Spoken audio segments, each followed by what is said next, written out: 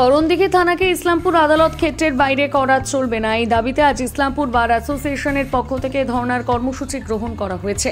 বার অ্যাসোসিয়েশনের প্রেসিডেন্ট ফিরোজ আহমেদ বলেন, করণদিঘি থানাকে ইসলামপুর আদালতের জুরিডিকশনের বাইরে করা যাবে না, এই দাবিতে আমাদের ধর্না কর্মসূচি।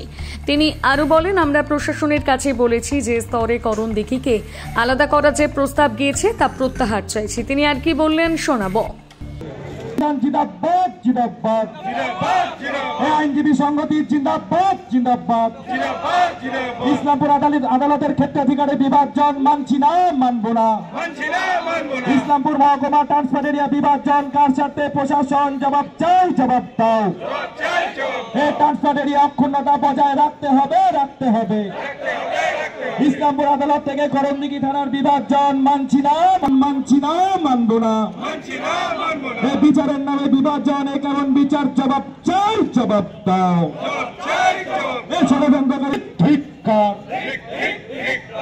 মেমোরেন্ডাম অলরেডি দিয়েছি এবং আমরা যেটা প্রশাসনের কাছ থেকে চেয়েছি যে করণদিঘিকে আলাদা করবার জন্য যেই স্তরে যেই প্রস্তাবটা গেছে, যেইভাবে গেছে সেটার আমরা প্রত্যাহার চাইছি এবং আমরা এর ক্রমাগত আমরা এর বিরোধিতা করে এসেছি। এর আগেও আপনাদেরকে কারণ আমরা জানিয়েছি, আমাদের এর আগেও যখন আমাদের বিক্ষোভ মিছিল করেছিলাম তখন আমরা জানিয়েছি যে আমরা কি কারণে এর বিরোধিতা করছি।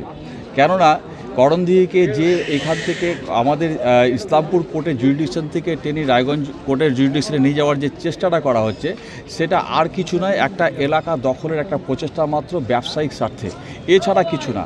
প্রকৃতপক্ষে এটার এমন কোনো ব্যতিক্রমী দূরত্ব নেই যে এটার একটা কোনো কারণ থাকতে পারে, যথোপযুক্ত কোনো কারণ থাকতে পারে। আর এছাড়াও আপনারা জানেন যে এটা হচ্ছে ট্রান্সফার টেরিটরি এলাকার মধ্যে পড়ছে। আর আমাদের 1956 সালে যে 5টা থানা যে ভাগ হয়ে এসেছিল বিহার থেকে বেঙ্গলে, এর আগে যতবারই বাইফার্কেশন হয়েছে এবং সাফলিং হয়েছে কখনোই এই 5টা থানাকে একে অপরের সাথে বিচ্ছিন্ন করা হয়নি। তার কারণ এই থানা 5টার যে জনগণ আছে তার জীবনযাত্রা, তার কৃষ্টি কালচার সব এক। এর জন্য এই বিহার থেকে আমাদেরকে যখন ট্রান্সফার করে আনা হয়েছিল আমাদেরকে একভাবে এক জায়গায় রাখা হবে এই প্রতিশ্রুতি ছিল এবং তার জন্য West Bengal and Bihar transfer territories act 1956 হয়েছে। আপনারা জানেন আমাদের এখানকার সংস্কৃতিকে রক্ষা করবার জন্য একটা সাবডিভিশন তৈরি করা হয়েছে যেখানে আমরা 5টা থানা একত্রিতভাবে এতদিন ধরে আছি।